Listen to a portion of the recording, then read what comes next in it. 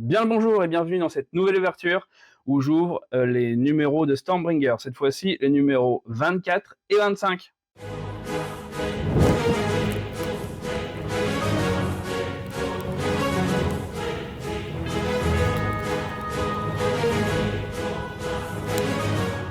Je continue les doubles numéros pour le moment.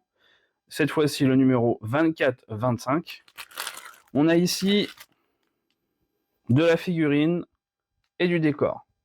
On va voir ce que ça donne.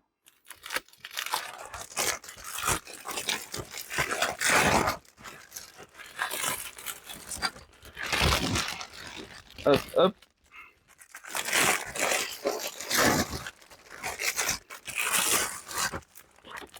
Et hop là. Donc là, on se retrouve avec le Louf Boss. Toute petite figurine.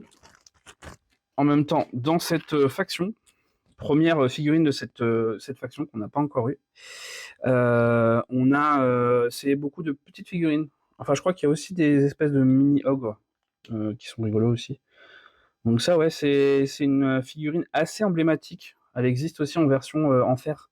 Je l'ai vu au détour d'un Vinted ou ce que c'est. C'est vraiment une jolie figurine, assez atypique. Là, on peut le faire avec et sans. Ah non, il est dedans. Ok. Ils se sont embêtés à vraiment faire une tête. C'est rigolo. Pour mettre dans le casque. Ils auraient pu mettre directement un casque complet dedans. Au moins, il y aura du détail. C'est cool. J'aime bien. Et là, on a un décor. Toujours partant pour les décors. Hein. C'est plutôt cool à faire aussi. Bah, pleine de détails, par contre. Washai. Pas de socle. Par contre, en même temps, il n'y a pas vraiment besoin. C'est un décor. On peut directement la mettre comme ça sur la table. Du coup, on a... Ah, on n'a pas que la fontaine. On a une fontaine et on a aussi un petit coffre au trésor. Ça va être rigolo à faire. Oh, les coffres au trésor, c'est génial pour faire des jeux de rôle en plus. Mon trésor. Oh, c'est cool. J'aime beaucoup, beaucoup, beaucoup. Oh, il y a un niveau de détail là-dessus. Pour être sympa, c'est de rajouter une texture là-dedans pour faire comme s'il y avait de l'eau. Oh, d'ailleurs, j'ai l'impression qu'ils ont mis un côté un petit peu vert, comme si c'était des restes d'algues d'une ancienne fontaine. Super beau. Ça de côté. Toc toc. Hop là, doucement. Donc là, pas de casse, tout va bien. Numéro 24. Pour commencer. Ch'touk. Donc là, on a l'illustration du Louf Boss. Je sais pas si c'est des copains aux orques. Ouais, aux orques, parce qu'il y a aussi à la place des boss qui tuent, là, c'est des Louf Boss. Et un peu, ils ressemblent un petit peu quand même. Je pense qu'ils font partie de la même pas sous-faction, mais font partie du chaos, je pense. Donc, une nouvelle faction arrive. Découvrez le Louf Boss. Votre première figurine des villes Felfilobscur, une créature aussi rusée que démente. De plus, vous utilisez les actions héroïques et les aptitudes de commandement pour la première fois, décuplant ainsi la puissance de vos héros. Ok, bon, c'est cool, ils ont commencé à expliquer les actions héroïques et les aptitudes de commandement. Et puis ils ont un petit focus sur les fiels obscurs. Donc c'est cool, ils font arriver à la nouvelle faction, ils nous expliquent tout. Donc première lecture, ville du fiel obscur, Grande Alliance du Chaos, Crépuscule caché, le Louf Boss pour la collection, l'assemblage et je suppose voilà pour la peinture. Des règles de base. Vous vous souvenez des épisodes précédents. Action héroïque et aptitude de CDT, Louf Boss et point dominant. Ok. Donc là, on a un petit résumé des fils obscurs. Ok, alors c'est magnifique. Hein. J'aime beaucoup le design.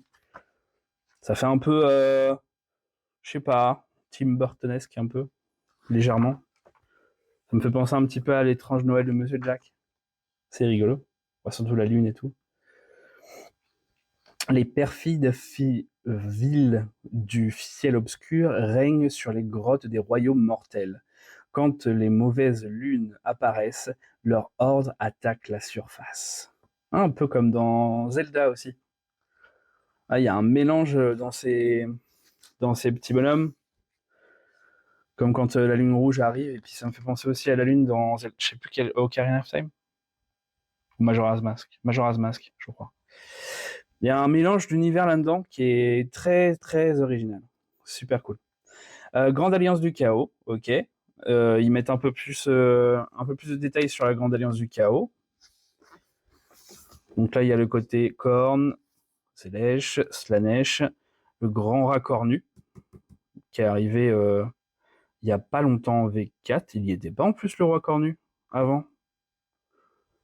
Ah non, c'est juste, je crois qu'il n'était pas considéré comme un dieu. Mais il en faisait déjà partie. Et Nurgle. Ok. Parce que forcément, je sais pas si vous êtes au courant, mais dans la V4, ils ont fait un focus sur sur les rats. Sur les Skaven, je cherchais le nom. Les Skaven. Le crépuscule caché.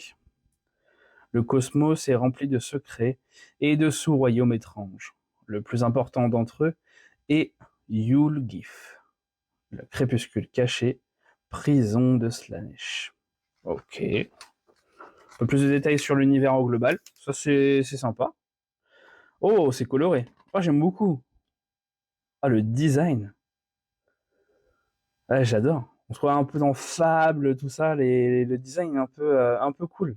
J'adore. Donc là, pareil, les traits de personnalité, ça, vous avez l'habitude un peu. Donc c'est le même principe, sauf que c'est vachement plus coloré que sur les Stormcast et les orques. Oh, c'est super cool. Donc, l'assemblage. Donc là, on est resté sur de la colle. Bon, maintenant, je pense qu'on aura principalement de la colle. Pas de, pas de possibilité d'option. En même temps, c'est une petite figurine, donc c'est OK. La peinture, sous-couche, couche de base. OK, avec ce qu'on a. OK, avec le passage directement au shade après. OK.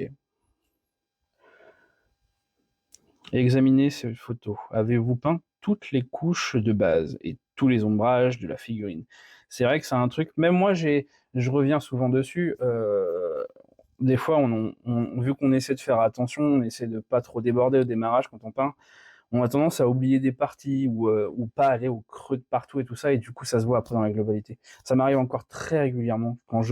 Souvent, j'ai fini de peindre ma figurine et tout, et là, je la mets en exposition ou je la fais tourner pour faire une vidéo, pour vous la montrer.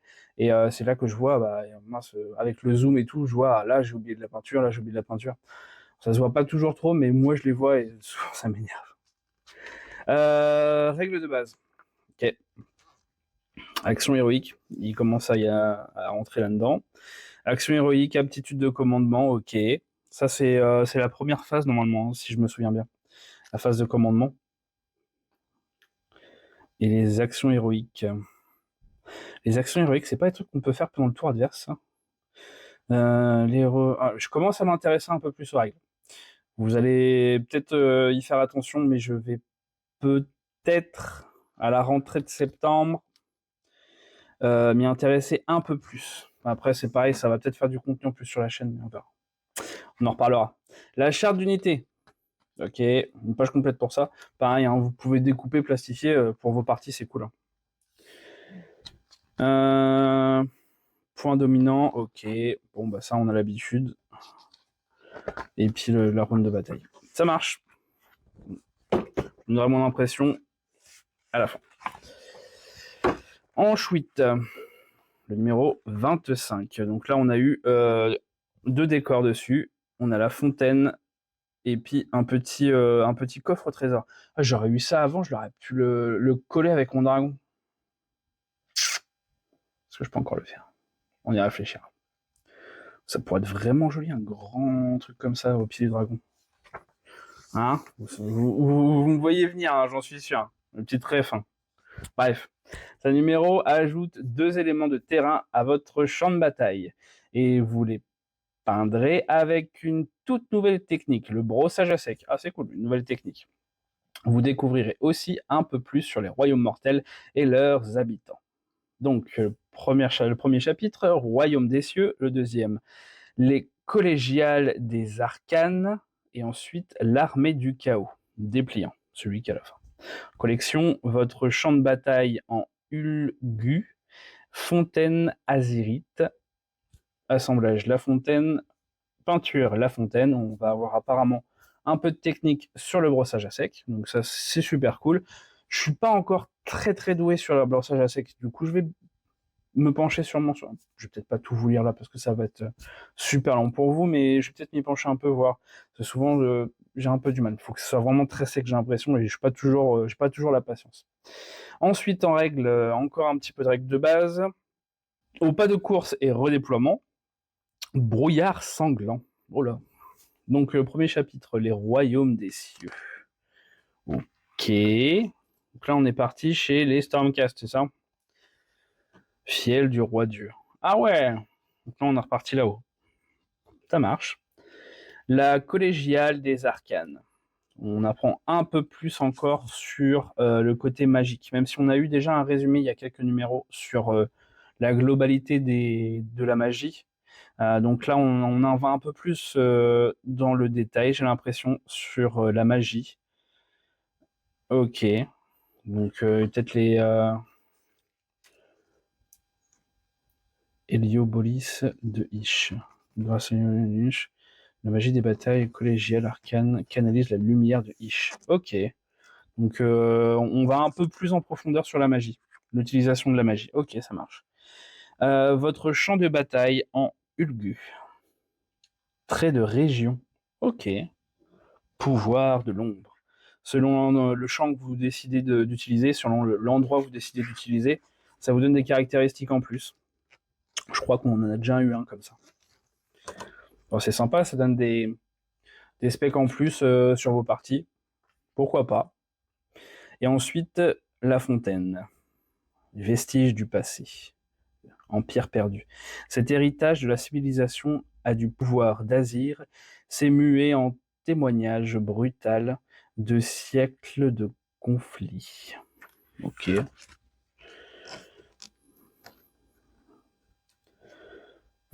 Ça vient de l'âge des mythes. Ça aussi, ok, c'est des trucs qui restent de l'âge des mythes. De l'époque du premier Warhammer, avant même 40K. L'assemblage, euh, tout à la colle, classico-classique. Je pense pas non plus qu'il y aura de possibilités d'options normales. Ok. Donc là, ils disent de faire un sous-ensemble, de ne pas le mettre ensemble d'abord, pour pouvoir peindre. Ok. Zone de pâte adhésive. Ah ouais, pour pouvoir sous-coucher d'abord, ouais, bah, c'est ce que je fais des fois.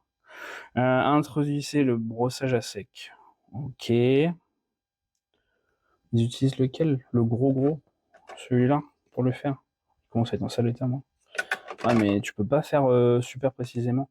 Puis en rond, quand vous brossez à sec une surface plane, moins détaillée, effectuez de petits mouvements circulaires, vous éviterez ainsi les stries. Oh, c'est pas bête ça. Ouais, je pense que la petite fiche là, je me la mettrai de côté. Ombrage, couche de base et brossage à sec. Parce que ça, du coup, il faut que j'arrive à faire à peu près ça sur mon dragon. À peu près, hein. Parce que... Ouais, je verrai. Oh, elle est jolie. Franchement, ils sont jolis les décors de chez Warhammer. Ils sont magnifiques. Ah, le côté un peu vieux coffre, un peu de pirate avec le côté un peu rouge, rouge velours. C'est rigolo. Seule la base du plié doit être peint, pas le sommet. Et pour qui?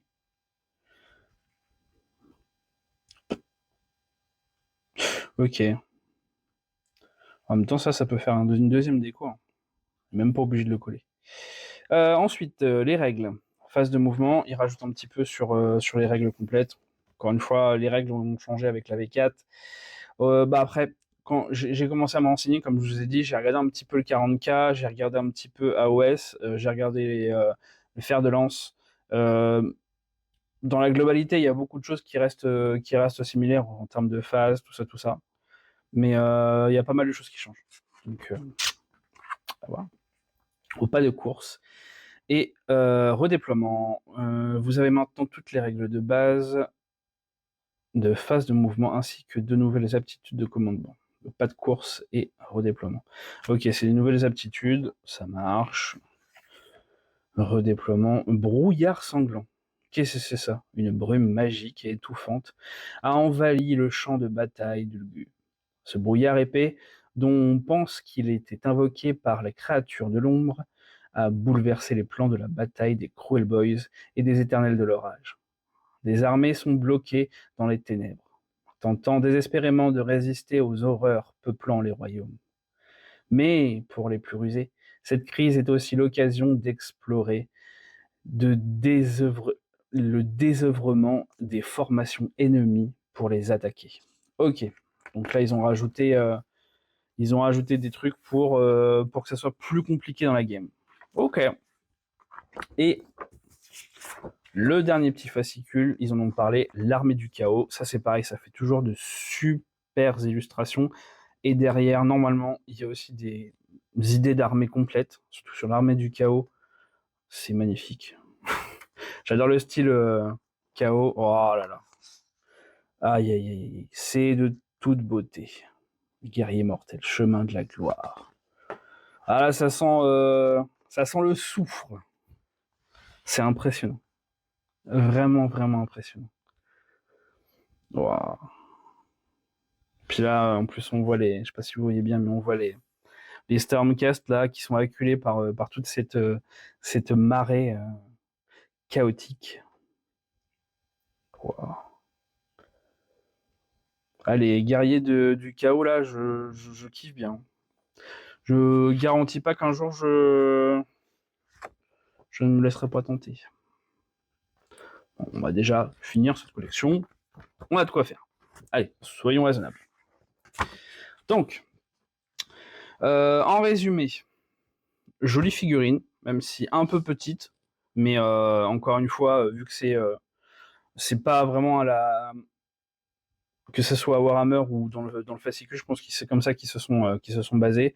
Ils ont pas mis des trucs qui coûtent non plus trop cher par numéro, sinon ça aurait pas été rentable, même si on a des très beaux numéros. Excusez-moi. Même si on a de très beaux numéros, le truc c'est que ça c'est une unité, on peut pas en avoir 50 comme je vous ai dit sur le premier numéro. C'est un boss. Donc un boss sur un numéro c'est ok, je pense qu'après il y aura des troupes, donc c'est pas mal. Et là en plus on a un joli décor. Moi j'aime bien les décors. Je sais qu'encore une fois il y en a qui sont pas trop fans, mais moi j'aime bien. Donc les figurines c'est ok. J'ai eu de jolies illustrations. On a pas mal de chapitres sur les deux. Ça maintenant franchement on a des numéros hyper complets hein, depuis une dizaine de numéros. C'est vraiment super cool. C'est ouais, vraiment un double numéro sympathique.